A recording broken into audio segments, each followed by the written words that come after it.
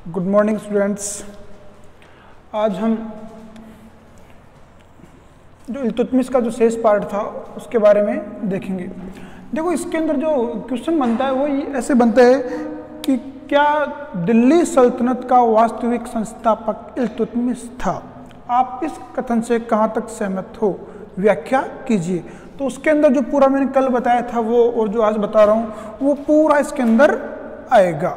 ठीक है, एक क्वेश्चन बन के यूं भी घूम के भी आता है, वो खैर इसमें नहीं आता है, बड़े कंपटीशन वगैरह में आता है, जो यूपीएससी आप करते हो तो उसमें आता है कि कुतुबुद्दीन ऐबक ने केवल अपने दिमाग में ही खाका रचा था दिल्ली सल्तनत के प्रशासन का, जबकि इल्तुतमिश ने उसे धरातल पे वास्तविक रूप से उतारा। आप इस कथन से कहाँ तक सहमत हो, स्पष्ट कीजिए। ये ऐसे घूम के दो क्वेश्चन आते हैं, जबकि इनके अंदर जवाब एक ही चीज से लिखना होता है। तो कल अपन कर रहे थे कि राजपूत राज्यों का दमन। इससे पहले हमने देखा था इल्तुतमिश ने यल्दौज, जो तराइन का थर्ड युद्ध हुआ था 1215 में, ठीक है। उसके बाद हमने देखा था कि उसने चंगेज खान, ये जो दो बड़ी समस्याएं थी इनसे तो उसने निजात पा ली थी। फिर जो राजपूत राज्य थे जिसके अंदर मैंने बताया था नागौर था, बयाना था, और क्या नाम है इसका, अजमेर था, मंडोर था, जालोर था, इनके ऊपर वो अटैक करता है। और जो नागदा थी, जिसे चित्तौड़गढ़ के रूप में भी जानते हैं वर्तमान में, उससे इसका जो भूताला का युद्ध हुआ था जयत्र सिंह में, वह एकमात्र युद्ध था जिसमें ये पराजित हुआ था, या यूं कहें कि उसमें वह सफल नहीं हुआ था। हालांकि जो नागदा उसकी राजधानी थी उसको उसने नष्ट कर दिया था। ठीक है, इसके बाद उसकी नजर पड़ती है ग्वालियर के ऊपर। कहाँ पर? ग्वालियर पे 1231 ईस्वी में। ठीक है, अब देखो इसके अंदर ग्वालियर विजय है, इसके अंदर कंटेंट बनता है कि वह कौन सा अभियान था जिसके बाद इल्तुतमिश ने सिक्कों पर रजिया सुल्तान का नाम लिखवाया। पहली चीज। एक क्वेश्चन इसके अंदर ऐसे बनता है कि बलबन को कौन से अभियान के दौरान इल्तुतमिश ने खरीदा था। ठीक है, दो कंटेंट बनते हैं इसके अंदर। तो ग्वालियर विजय की किसने? इस इल्तुतमिश ने 1231 में। और इस विजय के तुरंत बाद ही इल्तुतमिश ने जो चांदी के सिक्के, कौन से? चांदी के सिक्कों के ऊपर उसने अपनी पुत्री रजिया का नाम भी लिखवाया। पहला कंटेंट। ठीक है, दूसरा कंटेंट, इसने इस ग्वालियर अभियान के दौरान ही जो बलबन था उसको इसने खरीदा था। किसको? बलबन को इसने खरीदा था। ठीक है, इसके बाद आता है नासिरुद्दीन कुबेचा। नासिरुद्दीन कुबेचा का दमन 1227 से 28। ठीक है, देखो जब हम बलबन पढ़ेंगे तो एक इसका व्यक्तित्व बिल्कुल अजीब टाइप का था। बलबन के बारे में, बलबन यूं जैसे किसी को हेलमेट पहना दिया हो, यूं मोटा सिर और बिल्कुल पतला सा शरीर, इस हिसाब से इसका करेक्टर था बलबन का। ये बाद में देखेंगे। इसलिए ये क्या एक आकर्षण का केंद्र था, बल्कि बलबन में उस समय कोई वैसे उसने नहीं देखी थी कि योग्यता, बल्कि यूं एक उसको जैसे बोना कॉमेडियन नहीं लगता है, जैसे किसी को देखते हंसी आए, उस पर्पज से उसने बलबन को खरीदा था। ठीक है, अब कुबेचा का दमन। अब देखो इसकी नजर पड़ती है सिंध मुल्तान के ऊपर 1227-28 में, और इसने उस कुबेचा को पराजित कर दिया और इसका वध कर दिया, और सिंध मुल्तान के ऊपर भी इसने क्या कर लिया? कब्जा कर लिया। अब बंगाल पर पुनः आधिपत्य, पुनः का मतलब एक बार पहले भी इसका आधिपत्य था, तो वो नहीं रहा, तो अब फिर से आधिपत्य करेगा। देखो होता क्या है कि महमूद गौरी के समय जो खिलजी था, बख्तियार खिलजी, उसको वह बंगाल अभियान के लिए भेजता है, जिसमें वह सक्सेस हो जाता है। और ऐबक जब राजधानी दिल्ली से लाहौर ट्रांसफर कर लेता, अपने लाहौर में रखता है, तब वह खिलजी क्या करता है? स्वयं को स्वतंत्र घोषित कर देता है। क्योंकि अब ऐबक की मृत्यु के बाद उसका जो प्रशासन था, उसका जो साम्राज्य था, किसको मिला? इल्तुतमिश को। तो इल्तुतमिश समझता है कि बंगाल के ऊपर मेरा वैसे भी अधिकार बनता है, और दिल्ली से नजदीक ही है बंगाल, यूं पड़ता है साम्राज्य के हिसाब से, तो मेरी सीमाओं जहाँ लगती है उसके आसपास में कोई शक्तिशाली राज्य नहीं होना चाहिए, नहीं तो वो कभी भी भविष्य में मेरे लिए खतरा बन सकता है। इसलिए बंगाल के ऊपर उसने क्या किया? अपने नासिरुद्दीन जो लड़का था उसको वह भेजता है। ठीक है, नासिरुद्दीन महमूद को। नासिरुद्दीन महमूद को वह बंगाल अभियान के लिए भेजता है। और बंगाल में इस समय बल्खा खिलजी था। इसमें क्या लिखा है? पहले तो अली बंदर होता है, फिर मर जाता है, उसके बाद में जब उसका भाई आता है ना नासिरुद्दीन, तब रुकता है उसको। नहीं, इस समय बल्खा खिलजी उस समय वहां पर राज्य कर रहा था, ठीक है।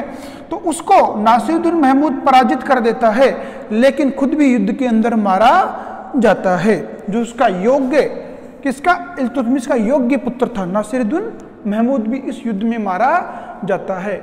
लेकिन बंगाल के ऊपर इल्तुतमिश का अधिकार हो जाता है, ठीक है। ये 1230 की बात है, 1230 ईस्वी की बात है, ठीक है।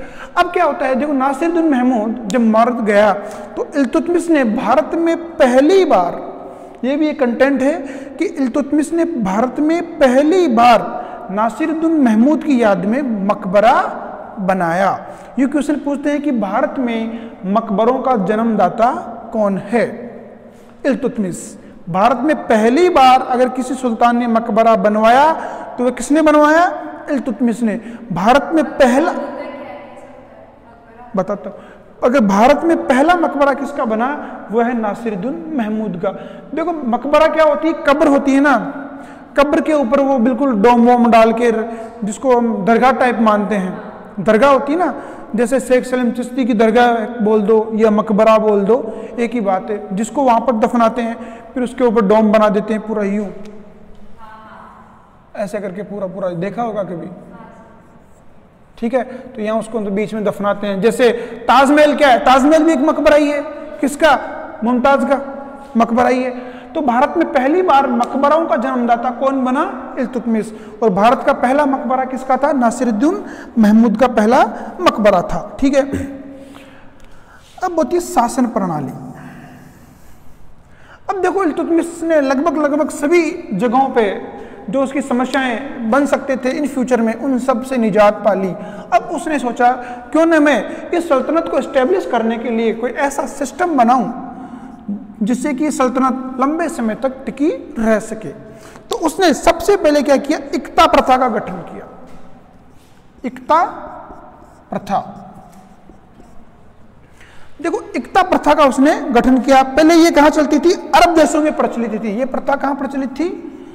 अरब देशों में ये प्रथा प्रचलित थी, इक्ता प्रथा। अब क्वेश्चन बनता है इक्ता प्रथा केवल यूं ही आता है लिखा हुआ, 2 नंबर का क्वेश्चन आता है इक्ता प्रथा, ठीक है। इक्ता प्रथा क्या होता है कि राज्य के कर्मचारियों के द्वारा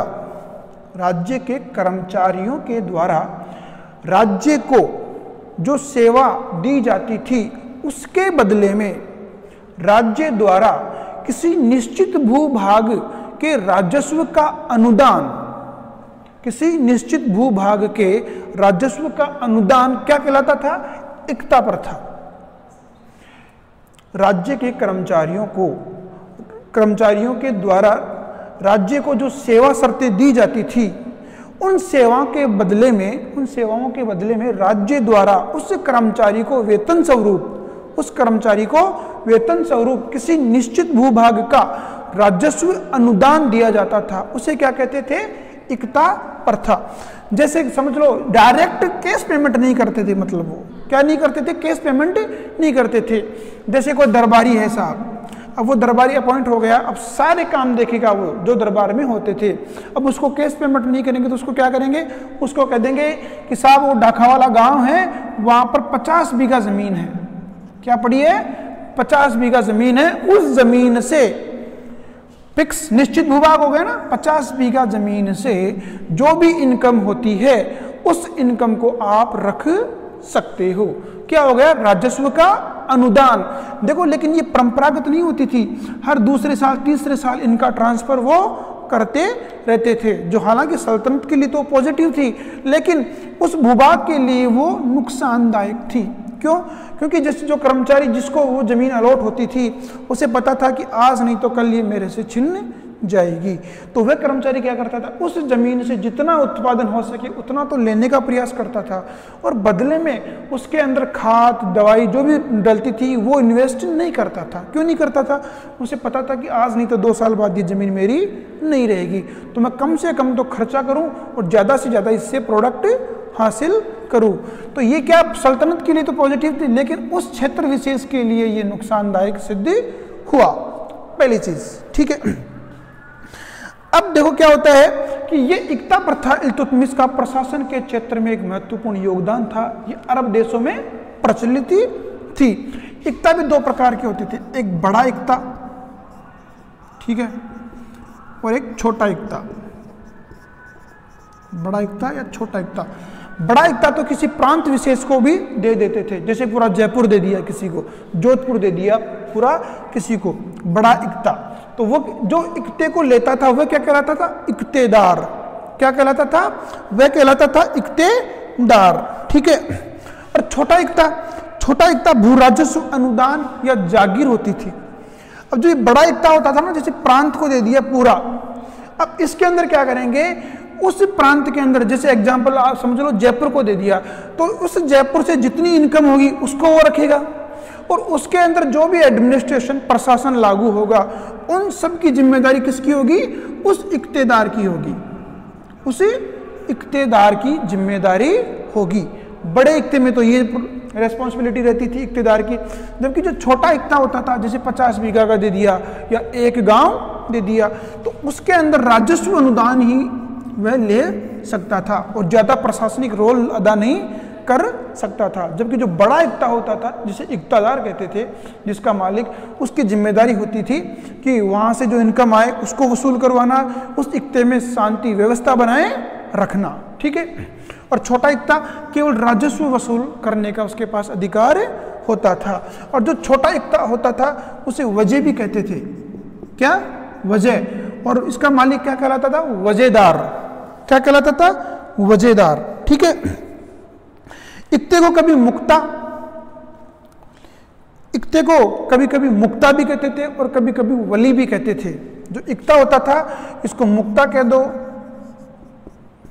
या वली कह दो, एक ही बात है। इक्ता कह दो, मुक्ता कह दो या वली कह दो, ये इसके पर्यायवाची शब्द है। ठीक है, लेकिन इसका मालिक क्या कहलाता था? हमेशा इक्तेदार। ठीक है, अब प्रत्येक इक्तेदार के 3 कार्य होते थे। प्रत्येक इक्तेदार के 3 कार्य होते थे। पहला कार्य, अपने इक्ते विशेष में जो उसका इक्ता होता था उसके अंदर शांति व्यवस्था बनाए रखना। शांति व्यवस्था बनाए रखना। दूसरा कार्य होता था उस इक्ते विशेष से, उस क्षेत्र विशेष से राजस्व की वसूली करना। राजस्व की वसूली करना, क्योंकि मैंने बताया था अभी थोड़ी देर पहले कि राजस्व का अनुदान दिया जाता था, लेकिन अब बात कर रहे हैं हम बड़े इक्ते की यहाँ पर। तो बड़ा इक्ता जैसे जयपुर हो गया, जोधपुर हो गया, अब इतना बड़ा धन आएगा तो उस इक्तेदार के पास ही थोड़ी छोड़ेंगे। अब उसके अंदर एक सेवा शर्त और जोड़ देते थे। यूँ कहते थे कि भाई देख, इतना बड़ा एरिया है तो उसमें तू शांति व्यवस्था बनाए रखेगा, इसके लिए तेरे को सैनिक भी चाहिए, एडमिनिस्ट्रेशन भी चाहिए, जो जो चीज़ें तेरे को चाहिए वह सब तू रख, और उस क्षेत्र से जो इनकम होती है उसको तू रख, लेकिन जो जो खर्चा तेरे पास होता है उसको तो तू काट ले, उसमें तेरा वेतन भी जोड़ ले। प्रशासन के अंदर सैनिकों को तू कितना दे रहा है, शांति व्यवस्था में कितना दे रहा है, जो भी तेरे से खर्चा होता है प्रशासनिक खर्चा, उसको तो तू काट ले, और बाकी की जो रकम बचती है उसको तू दिल्ली सल्तनत में ट्रांसफर कर, क्योंकि इतनी बड़ी रकम हम तेरे पास नहीं छोड़ सकते थे। तो एक टर्म्स आती है फवाजिल, ये काफी पूछी जाती है कि फवाजिल क्या है। ठीक है, स्टार बना के लिखना, इसके बारे में बता रहा हूँ फवाजिल क्या है। देखो फवाजिल क्या होती थी, इक्तेदार द्वारा अपने इक्ते से जो राजस्व वसूल किया जाता था उस वसूली में से अपने संपूर्ण प्रशासनिक खर्चे को काटने के बाद जो रकम बचती थी उसे केंद्र में देना पड़ता था, और वह बची हुई रकम क्या कहलाती थी? फाजिल। क्या कहलाती थी वो बची हुई रकम? फाजिल कहलाती थी। ये इसके दो काम हो गए। तीसरा काम इसने क्या कर दिया, तीसरी शर्त इसकी ये होती थी कि जब जब भी सुल्तान को सैनिक सहायता की जरूरत पड़ेगी, जब जब भी सुल्तान को सैनिक सहायता की जरूरत पड़ेगी, तब तक इक्तेदार उसे सैनिक सहायता उपलब्ध करवाएगा। तो दो काम हो गए, एक तो खुद इल्तुतमिश को सेना रखनी नहीं पड़ रही है, कौन रख रहा है? इक्तेदार रख रहा है। उनको पेमेंट कौन कर रहा है? ये इक्तेदार ही कर रहा है, ठीक है। और जो रकम बच रही है बाद में वो इल्तुतमिश के पास ऑटोमेटिकली आ जाएगी, ठीक है। तो ये इसकी तीन शर्तें होती थी, शांति व्यवस्था बनाए रखना, राजस्व की वसूली करना, और जो प्रशासनिक खर्चे को काटने के बाद जो रकम बचती थी जिसे फाजिल कहते थे उसे केंद्र में ट्रांसफर करना, और तीसरा था कि सुल्तान को आवश्यकता पड़ने पर सैनिक सहायता उपलब्ध करवाना। ये हो गया इक्ता, ठीक है। उसके बाद नेक्स्ट है उसकी चालीसा।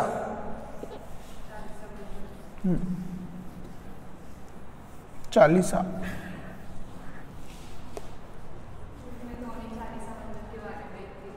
हाँ, देखो चालीसा क्या था? चालीसा 40 तुर्की मुसलमानों का एक गुट था। 40 तुर्की मुसलमानों का एक गुट था, ठीक है। इसको तुर्कान ए चिहलगामी भी कहते हैं। इसको जो बर्नी था ना, बर्नी की पुस्तक, ये पूछते हैं कंटेंट आईएएस में कि 40 गुट को तुर्कान ए चिहलगामी किसने कहा है? बर्नी ने अपनी पुस्तक थी तारीख ए फिरोजशाही, उसके अंदर इस चालीसा को क्या कहा गया है? तुर्कान ए चिहलगामी। तारीख ए फिरोजशाही में बर्नी ने क्या कहा है इस गुट को? तुर्कान ए चिहलगामी। तुर्कान ए चिहलगामी इसको कहा गया है, ठीक है। और ये जो 40 लोग होते थे ये इल्तुतमिश के काफी विश्वसनीय, विश्वास पात्र लोग होते थे, ठीक है। और इल्तुतमिश इन लोगों को केंद्र और प्रांतों में अपॉइंट करता था, इनको केंद्र और प्रांतों में वह नियुक्ति करता था। जैसे अभी राष्ट्रपति या पीएम जो भी राज्यपाल को जो अपॉइंट करते हैं वो अपने विश्वास पात्र लोगों को ही करते हैं वहाँ पर। इसी प्रकार सुल्तान ये इल्तुतमिश भी इन 40 लोगों को या तो केंद्र में अपने पास या फिर जो प्रांत होते थे जैसे इक्ता बता रहा हूँ मैं, उनमें ये उनको अपॉइंट करता था, ठीक है। कि जब भी मेरे को आधी रात को भी किसी चीज़ की जरूरत पड़े, जिससे मैं इनको याद करूँ, ये तुरंत हाजिर हो जाए, ठीक है। अब क्या होता है, ये एक कंटेंट बनता है इसके अंदर भी क्वेश्चन कि जो दिल्ली सल्तनत थी, इल्तुतमिश का प्रशासन था, उसका आधार क्या था? उसका आधार था विदेशी मुसलमान। कौन थे? विदेशी मुसलमान। ऑप्शन आएगा भारतीय मुसलमान। बेस किसके ऊपर टिकी हुई थी? क्योंकि ये अभी बाहर से आए हैं इंडिया के अंदर और पूरा काम यहाँ के लोगों पर वो विश्वास नहीं कर सकते। क्यों नहीं कर सकते? क्योंकि यहाँ के लोगों को वो क्या कहते हैं? काफिर, धर्म विरोधी उनको यहाँ के लोगों को बताते हैं। उनको पता है कि जब भी इनको मौका मिलेगा ये युद्ध करेंगे। जैसे राजपूत स्टेट सब विद्रोह करते हैं, जैसे मौका मिलेगा वो विद्रोह करते हैं। इसलिए विश्वास किन के ऊपर करे? बाहर से अपॉइंट करते हैं, बाहर से लोगों को वो मंगवाते हैं। तो विदेशी मुसलमानों को ये क्या करते हैं? बुलाते हैं। तो प्रशासन का आधार क्या था? विदेशी मुसलमान, ठीक है।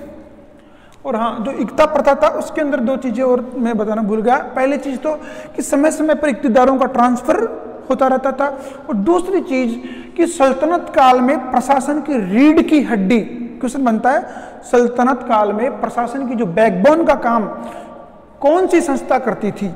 इक्ता प्रथा। रीढ़ की हड्डी का काम कौन सी संस्था करती थी? इक्ता प्रथा करती थी, ठीक है। अब है उसका अगला, तुर्कानी चिहलगामी हो गया, अगला है उसका मुद्रा। सबसे पहले इक्ता प्रथा यही लाए थे इल्तुतमिश। क्या इक्ता प्रथा? हाँ, इक्ता प्रथा का जन्मदाता इल्तुतमिश ही था।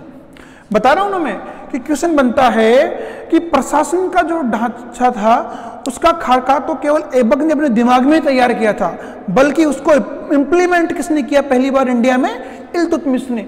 अब ये लोग सोचते हैं कि ऐबक ने तैयार कर लिया था। भाई ऐबक तो लाहौर में बैठा था, 4 साल में कहाँ से तैयार करेगा, 1206 से 10 तक था, उसको तो इस्टेब्लिश करने में टाइम नहीं मिला बेचारे को। जबकि इल्तुतमिश वास्तव में इंटेलिजेंट आदमी था, क्योंकि इसने इन सब चीज़ों को पहले इम्प्लीमेंट कहाँ कर लिया था, बदायूं में। कहाँ पर, जो बदायूं का ये गवर्नर था ना, वहाँ पर सब इन चीज़ों को वह धीरे धीरे शॉर्ट रूप से प्रैक्टिकल करके देख चुका था। हालांकि इसने सोचा नहीं था कि कभी मैं भी सुल्तान बनूंगा, लेकिन ये तो समय की नजाकत थी कि ऐबक के कोई संतान थी नहीं और इसको कॉल कर लिया गया और ये बन गया। और उस चीज़ों को ये क्या करता है, बड़े स्तर पर इम्प्लीमेंट करता है। ठीक है, जैसे हम मुगल काल में पढ़ेंगे शेरशाह सूरी को, जब वह सहसाराम का गवर्नर रहेगा तब सब चीज़ों को धीरे धीरे छोटे स्तर पर इम्प्लीमेंट करेगा, और जब बाद में हुमायूं को पराजित करके वह भारत का बादशाह बन जाएगा तब उन सब चीज़ों को वो क्या करेगा, बड़े स्तर पे इम्प्लीमेंट करेगा, और वो एक नई चीज़ होगी सारी। ठीक है, जिससे उसको काफ़ी हद तक सफलता मिलेगी। वही चीज़ इसके साथ हुई कि बदायूं का ये पहले गवर्नर था, इसको पता चल गया कि प्रशासन में कहाँ कहाँ कमियाँ होती है।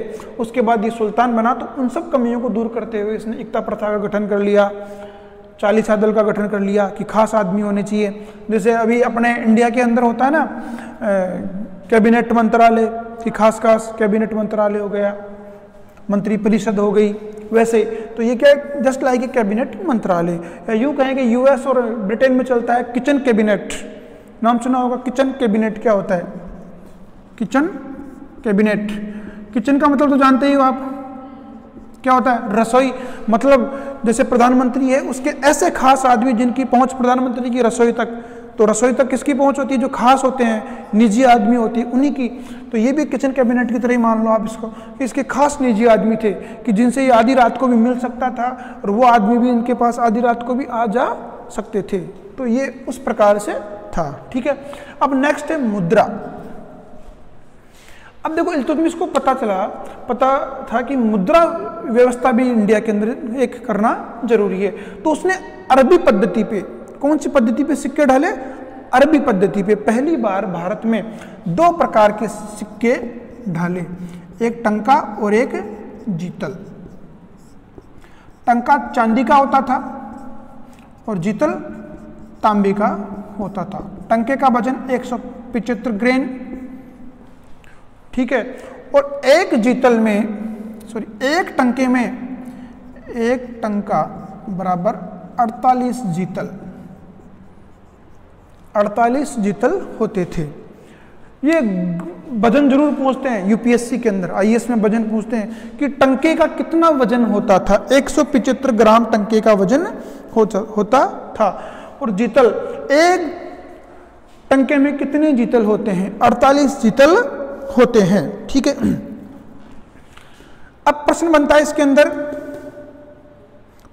इसके अंदर कि भारत का वह कौन सा सुल्तान था जिसने पहली बार सिक्कों पर टकसाल का नाम लिखवाना प्रारंभ किया। टकसाल होता है जिसके अंदर सिक्के बनते हैं, वह स्थान जिसे प्रोड्यूस होते हैं ना सिक्के, जहां बनते हैं उसको कहते हैं टकसाल। ठीक है, टकसाल, जैसे अपने जयपुर में है चांदी की टकसाल, जहां पर जयपुर राज्य के सिक्के बनते थे। ठीक है, तो पहली बार सिक्कों के ऊपर टकसाल का नाम लिखवाने वाला भारत का पहला सुल्तान या भारत का पहला शासक कौन था? वह था इल्तुतमिश। क्योंकि इससे पहले भी हमने प्राचीन काल में देखें कि सिक्के तो बने हैं लेकिन वे टकसाल का नाम नहीं लिखवाते थे, जबकि इसने लिखवाया है कि कौन सी टकसाल में ये सिक्का बना है। ठीक है, जैसे अपने इंडिया के अंदर जो ये नोट छापते हैं, नासिक के अंदर है, हाँ ठीक है, तो वैसे ही ये चीजें इसके अंदर कोई कहाँ का ये सिक्का कौन से टकसाल से बना हुआ है। पहली चीज अरबी पद्धति पे इन्होंने सिक्कों का प्रचलन किया, टंका और जीतल। ठीक है, एक चीज इसके अंदर और है, एक इतिहासकार है नेशनल वाइट। कौन से हैं? National white. उसकी एक पुस्तक का नाम है coins and meteorology of the sultan of India. Metrology मतलब मुद्रा शास्त्र। मुद्रा शास्त्र मेट्रोलॉजी को कहते हैं, जिसके अंदर मुद्राओं का अध्ययन किया जाता है। ठीक है, coins and metrology of sultan of India की जो किताब थी उसके अंदर बताया गया है कि भारत का सबसे बड़ा मुद्रा विशेषज्ञ नेशनल व्हाइट ने किसे बताया है? किसे बताया है? इल्तुतमिश को। क्यों बताया है? क्योंकि इल्तुतमिश ने अपने शासनकाल में जो सिक्के चलाए थे, ये पूरे दिल्ली सल्तनत 1526 ईस्वी तक ये सिक्के चले, इसके अंदर किसी भी शासक ने कोई फेरबदल नहीं किया। इसको बोला गया था, इसकी बुक है नेशनल व्हाइट, तो नाम है विद्वान का, नेशनल व्हाइट तो नाम है, मुद्रा विशेषज्ञ, मुद्रा विशेषज्ञ।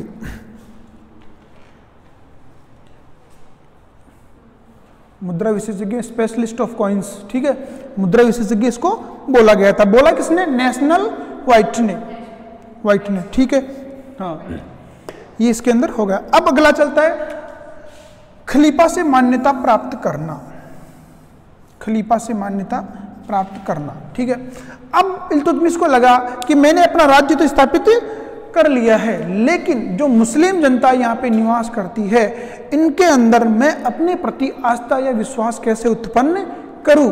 तो उसने क्या किया? सबसे पहले 1229 ईस्वी में जो उस समय खलीफा थे अपने बगदाद के अंदर, उसका नाम है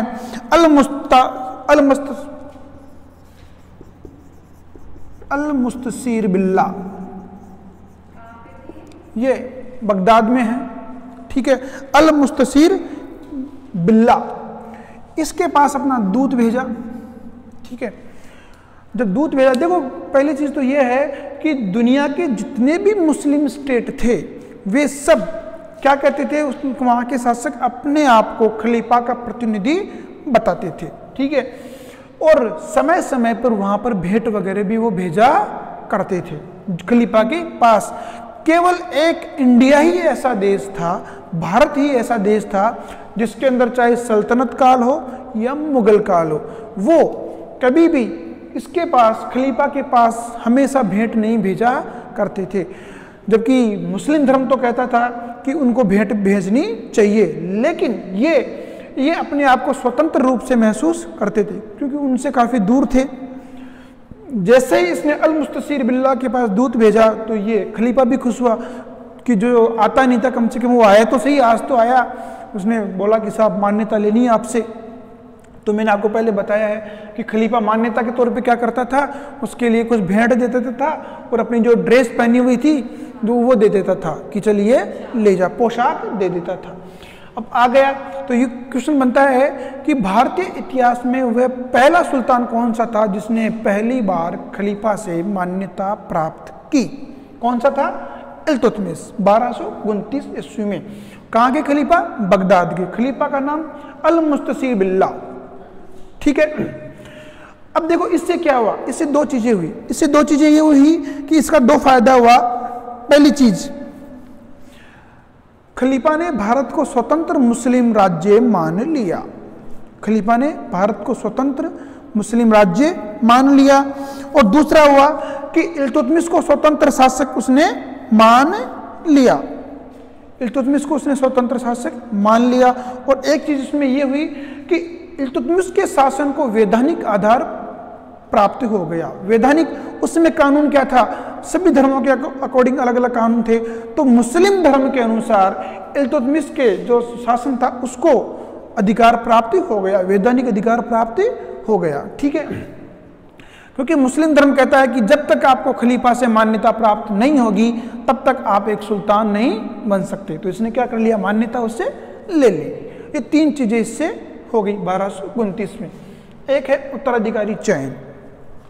ठीक है, अब देखो यहाँ क्या होता है, जैसे हमने पहले बताया था कि इल्तुतमिश का जो योग्य पुत्र था नासिरुद्दीन महमूद, वो तो बंगाल अभियान के दौरान मारा जाता है। ठीक है, अब इल्तुतमिश के जो पुत्र थे, बाकी के जो पुत्र बचे, इल्तुतमिश ने देख लिया था कि इन पुत्रों में लक्षण तो है नहीं, ये तो यूं मौज मस्ती करते रहते हैं। जो रुकनुद्दीन फिरोज बिल्कुल अफीम वगैरह लेते रहना रोज। तो इसने क्या किया?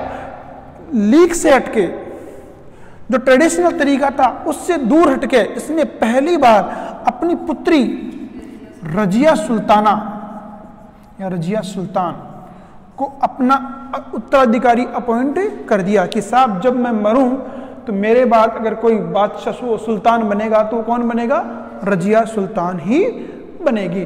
क्योंकि उसने उसकी योग्यता देख ली थी। कहाँ देखी थी? ग्वालियर अभियान 1231 में रजिया सुल्तान की उसने योग्यता देख ली थी, और योग्यता देखने के बाद ही सिक्कों के ऊपर उसने उसका नाम लिखवाया था। ठीक, हाँ सुल्ताना, ठीक है। तो रजिया सुल्ताना को उसने अपना उत्तराधिकारी चयन कर लिया। ठीक है, यदि सल्तनत काल में इस उत्तराधिकारी चयन की प्रक्रिया चलती तो हो सकता है ये सल्तनत काल और लंबे समय तक चलता, लेकिन इस उत्तराधिकारी चयन की परंपरा इसमें चली नहीं। चली तो क्या चली? अमीरों की मनमर्जी। जो अमीर जिसे सुल्तान बनाना चाहे उसी को सुल्तान बनाते थे, और जो योग्य होता था उसको वो क्या करते थे?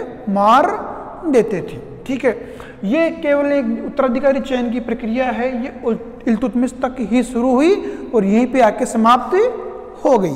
ठीक है, अब अगला है उसका न्यायिक सुधार। क्या है? न्यायिक सुधार। ठीक है, तो न्यायिक सुधार के अंदर क्या होता है? इब्न बतूता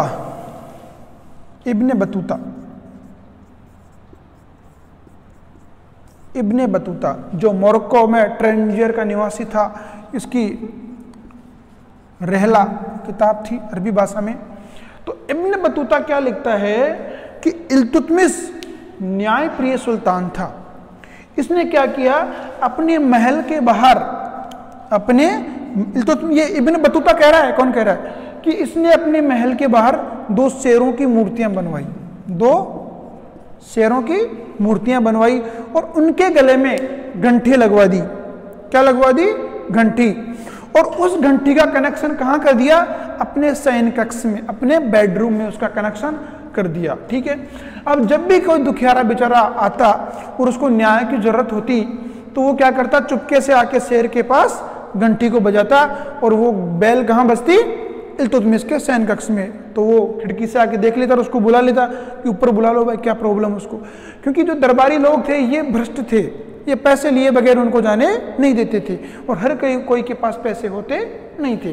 पहली चीज तो ये, तो इसने रात के लिए व्यवस्था की, और दिन के लिए इसने क्या व्यवस्था की कि जब भी किसी को न्याय चाहिए और दिन में मैं निकलूं अपनी सल्तनत महल से बाहर, तो जो कोई भी मेरे को लाल कपड़ा, जिसको न्याय की जरूरत हो, वो मेरे को क्या दिखा दे? लाल कपड़ा। जो कोई भी उसको यूं लाल कपड़ा लहरा के दिखा देता तो इल्तुतमिश उसको कॉल कर लेता था, भाई उसको बुला के ला। वो समझ जाता था कि इसकी पहुंच मेरे तक हो नहीं रही डायरेक्ट, कोई बीच में बाधा बना हुआ है, इसलिए उसको दूर से लाल कपड़ा दिखा दो तो वो उसको कॉल कर लेता था। ठीक है, तो ये उसके 2 सुधार थे न्यायिक के प्रति। ठीक है,